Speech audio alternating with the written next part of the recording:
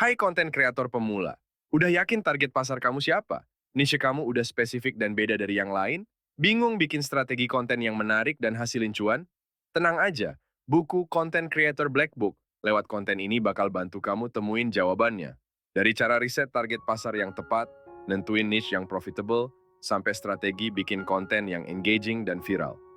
Siap ubah passion kamu jadi cuan? Langsung tonton videonya. Kalau mau jadi seorang konten kreator yang sukses, penting banget buat nentuin dengan tepat siapa target pasarnya. Tujuannya biar bisa bikin konten yang pas sama minat dan kebutuhan mereka. Penting banget buat mulai mikirin kayak gimana pertunjukan yang mau ditawarin ke audiens atau apa yang terjadi di balik layar bisnis si kreator. Kalau nggak jelas soal siapa dia dan topik konten dia, proses bangun eksistensi di media sosial bakal lama banget. Makanya, penting banget buat tahu dengan jelas siapa target pasarnya. Ketika ngomongin tentang target pasar, semakin spesifik, semakin bagus. Definisi target pasar yang tepat itu kelompok orang yang punya masalah atau kebutuhan spesifik yang sama. Sekali lagi, masalah atau kebutuhan spesifik yang sama. Nggak ada satu perusahaan pun di dunia ini yang bisa selesaiin masalah buat semua orang. Jadi, seorang konten kreator perlu jadi spesifik dalam nentuin target pasarnya. Dia harus tahu siapa mereka, apa masalah atau kebutuhan mereka, dan gimana dia bisa bantu mereka lewat konten yang dibuat. Ngomongin bangun personal branding, seorang konten kreator dari nol, penting banget buat pilih dengan tepat satu niche atau sederhananya topik utama konten. Tapi, milih niche nggak bisa dilakuin secara sembarangan. Dia mesti perhatiin apa dirinya suka, yang jadi passionnya. Karena konten yang autentik dan berasal dari passion itu lebih gampang buat diproduksi secara konsisten. Setelah nemuin niche yang pas, penting buat cek apakah niche itu profitable dan diminati sama masyarakat secara umum. Salah satu cara buat lakuin itu dengan pakai Google Trends. Dengan Google Trends, dia bisa lihat apakah ada peningkatan atau penurunan jumlah pencarian kata kunci tertentu. Ini bantu dia ngertiin apakah ada minat yang berkelanjutan soal topik itu. Selain itu, penting juga buat ngertiin kata kunci apa yang dipakai sama target pasar pas mereka lagi cari produk atau informasi soal niche itu. Ini ngebantu seorang konten kreator buat pastiin kalau konten yang dibikin relevan dan gampang ditemuin sama audiensnya.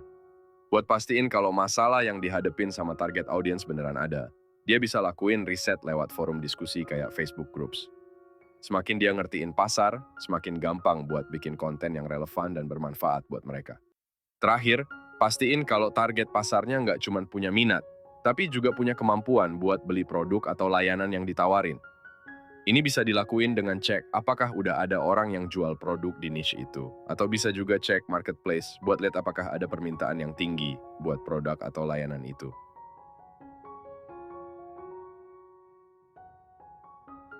Seorang ideal customer itu ibaratnya representasi dari sekelompok orang di dalam niche seorang konten kreator. Mereka punya pengetahuan dan kepercayaan tertentu yang bikin mereka sangat tertarik buat beli produk yang ditawarin. Buat bikin profil seorang ideal customer, seorang konten kreator mesti rumusin masalah yang mereka hadapi, risiko apa yang ada kalau masalah itu nggak diselesaikan, keinginan mereka sekarang, dan impian mereka di masa depan kalau keinginan sekarang tercapai. Buat dapetin jawaban pertanyaan itu, dia bisa lakuin riset lewat survei di media sosial, tanya langsung lewat fitur kayak IG Story, atau lewat wawancara langsung, atau bisa juga Zoom sama audiensnya. Kalau dia berhasil ngertiin emosi dan kebutuhan dari ideal customer-nya, dia bisa tentuin dengan lebih jelas apa masalah dan impian target pasarnya. Konten yang dibikin bakal jadi lebih powerful soalnya bisa nyentuh sisi emosional audiens. Kepercayaan itu kunci utama buat bangun hubungan yang kuat antara seorang konten kreator dan audiensnya. Tugas utama seorang konten kreator itu bikin audiens percaya sama konten yang disajikan. Konten itu mesti bisa yakinin audiens kalau peluang baru yang ditawarin bisa bantu mereka capai impian mereka. Dan satu-satunya cara buat dapetin itu cuma lewat penawaran produk dia. Hal itu jadi fundamental dari semua konten yang dibuat. Semua strategi yang bakal diterapin mesti mengacu pada membangun keyakinan itu. Kalau audiens percaya, mereka bakal follow, bakal ada engagement, dan bahkan beli produk yang ditawarin. Tapi kadang-kadang ada audiens yang unfollow atau nggak beli produk yang ditawarin, yang bisa jadi disebabin sama keyakinan yang salah. Hal ini bisa terjadi soalnya mereka nggak percaya sama si konten kreator, atau mungkin punya keyakinan yang salah tentang diri mereka sendiri. Selain itu, faktor eksternal juga bisa pengaruhi keyakinan mereka. Buat atasi keyakinan yang salah ini, perlu sebuah cerita atau kisah yang bisa bikin keyakinan yang salah dari target market tertentu. Jadi gini, dalam pembuatan konten itu ada strategi besarnya. Keyakinan apa yang pengen ditanam dalam pikiran audiens. Salah satu teknik yang bisa dipakai buat runtuhin keyakinan yang salah atau tanam keyakinan tertentu di audiens. Caranya dengan melibatkan pihak ketiga yang sangat dipercaya, kayak media massa. Dengan hubungin berita di media terpercaya sama cerita yang dukung opini yang pengen disampaikan, konten kreator bisa memperkuat keyakinan audiens sama konten yang dibuat.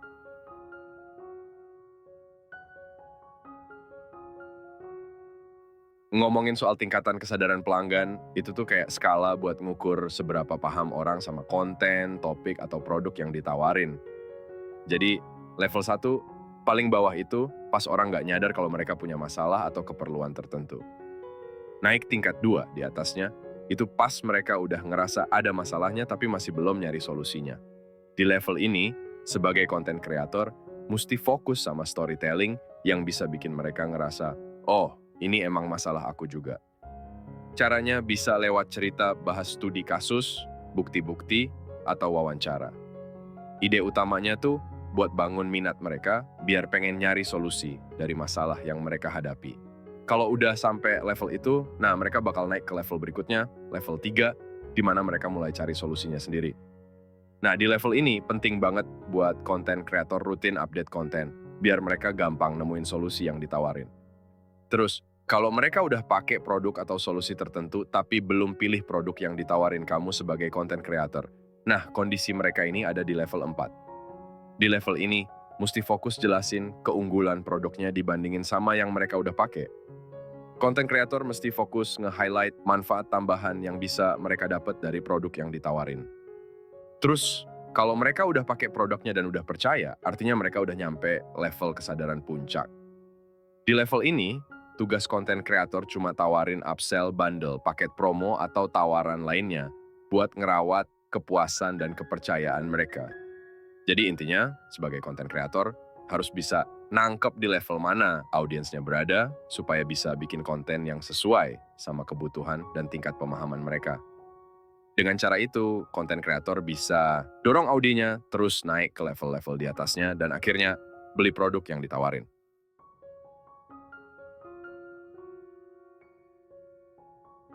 Sebagai konten kreator, yang paling penting itu bikin konten yang nggak cuma relevan, tapi juga menarik buat audiensnya. Tanpa strategi yang jelas, konten yang dihasilin bisa aja jadi acak dan nggak punya arah. Jadi, langkah pertama buat bikin akun yang rapi dan bikin followers betah itu. Dengan tentuin dulu pilar utama konten atau topik besar yang jadi fokus utama. Terus, habis itu tentuin support pillars atau topik-topik pendukung. Ambil aja 3 atau 4 topik pendukung. Kalau support pillars udah ditentuin, konten yang bakal dibuat setiap harinya itu bakal ngikutin topik-topik itu. Strateginya, konten yang dibikin bakal dieksplorasi lebih dalam dan juga perlu dirotasi jadwal posting antar temanya. Strategi pakai konten buat pemasaran, bisa pakai teknik hook story offer. Hook itu kayak pancingan pertama buat tarik perhatian followers, terus dilanjutin sama story yang nunjukin nilai dari penawaran yang bakal dikasih. Terakhir, tawaran atau offer itu sendiri. Offer yang bikin followers nggak mau ngelewatin. Ada juga strategi lain, kayak bikin konten yang fokusnya ke gaya hidup, nilai, dan hasil. Konten gaya hidup itu nunjukin kehidupan sehari-hari buat bangun koneksi atau kedekatan sama followers. Konten nilai itu ngasih edukasi dan tips buat nunjukin keahlian kita. Dan konten hasil itu nunjukin apa aja yang dicapai abis pakai produk yang ditawarin, kayak konten testimoni misalnya. Yang penting buat seorang konten kreator itu punya tujuan sama strategi konten yang jelas, termasuk pilihan bahasa yang dipakai buat narik dan pertahankan followers. Semakin sederhana bahasanya, semakin banyak yang bakal ngerti maksud konten yang dibikin. Nah, ada satu pendekatan yang seru nih. Jadi, setiap postingan konten itu kayak jadi tes buat lihat gimana respon dan engagement audience. Strateginya, sebut aja konten loop, caranya cari konten atau komentar yang cukup rame di akun sosmed, terus pakai jadi bahan buat bikin konten berikutnya. Konten itu bisa dipost lintas platform, misal bahan komen di IG jadiin konten di YouTube. Proses ini jadi kayak siklus yang bikin konten selalu nyambung dan menarik buat followers, soalnya ide dasarnya dari respons yang didapat sebelumnya dari mereka. Dengan begitu, seorang konten kreator bisa lebih aktif dalam menyikapi tren dan minat yang lagi happening di platform media sosial, yang pada akhirnya bisa bantu tingkatin engagement dan pertumbuhan akun. Strategi lain, strategi konten viral. Jadi konten viral itu muncul pas banyak orang ngomongin dan nge-share konten itu di media sosial dalam waktu singkat. Nah, buat bikin konten jadi viral, ada beberapa hal penting yang bisa bantu. Pertama, ada yang namanya social currency. Itu di mana orang ngerasa keren kalau mereka share konten yang eksklusif atau berharga. Terus ada trigger, yang bikin konten terekam di ingatan orang, biasanya bisa dibantu dengan branding yang konsisten. Ketiga, emosi. Ini karena konten yang bisa bangkitin emosi cenderung lebih banyak di-share. Keempat, ada public.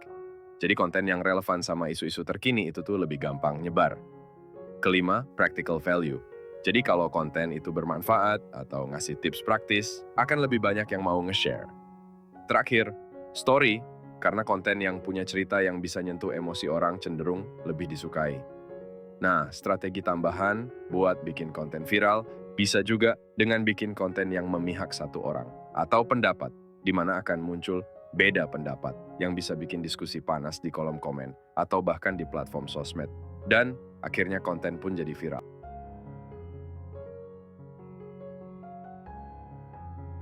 Kalau bahas cara buat cari ide konten, itu bisa dari mana aja, kayak Google Alert, keyword everywhere, grup Facebook, YouTube, Instagram Story, Pinterest, answerthepublic.com, buku, majalah, dan sebagainya. Sebenarnya konten apapun bisa menarik banyak penonton asal dikerjain dengan serius dan tepat sasaran.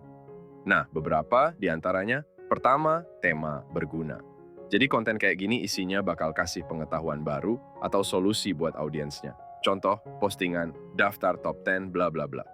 Bisa juga postingan cara untuk bla bla bla. Atau postingan FAQ. Kedua, tema manusiawi. Ini bakal disukai audiens soalnya bakal nyentuh perasaan atau relate sama mereka. Contoh, posting konten di balik layar keseharian seorang content creator, konten yang kasih inspirasi, atau konten yang nunjukin sisi manusiawi. Kayak kemarahan atau nggak suka sama satu masalah tertentu, misalnya kasus negatif yang lagi rame di media massa. Ketiga, tema kontroversial. Nah, postingan kayak gini nih, yang biasanya bakal rame, bakal dapat banyak respon. Contohnya, posting konten tentang bagaimana jika bla bla bla. Terus bisa juga tentang prediksi satu hal, atau kalau cukup berani dan yakin, bisa posting konten yang menyerang pihak tertentu. Keempat, tema up to date. Konten ini efektif tarik perhatian audiens, tapi butuh komitmen kuat buat ngerjainnya. Contoh kontennya, review satu produk atau apapun, posting berita terkini, posting isu yang lagi trending, dan seterusnya. Sebenarnya masih banyak ide konten lainnya yang bisa dieksplor. Dan ingat, ide konten tadi mesti diselarasin sama niche-nya. Kalau pilar utamanya atau niche-nya kesehatan, support pilarnya diet misalnya, ya bikin postingan 10 menu terbaik untuk diet. Jangan malah posting 10 jenderal perang terbesar sepanjang sejarah, karena jadinya nggak nyambung sama audiens.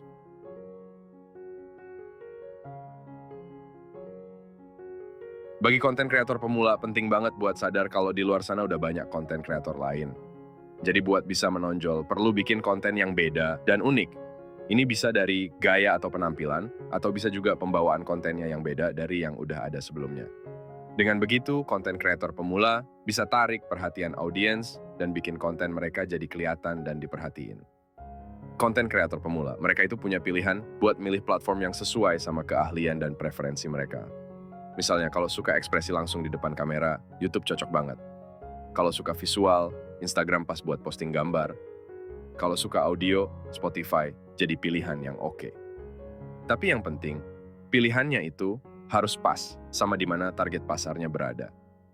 Habis itu, langkah penting selanjutnya, dominasi sosial media dengan cara share konten ke berbagai platform. Ini strategi yang kuat buat bangun brand yang luas.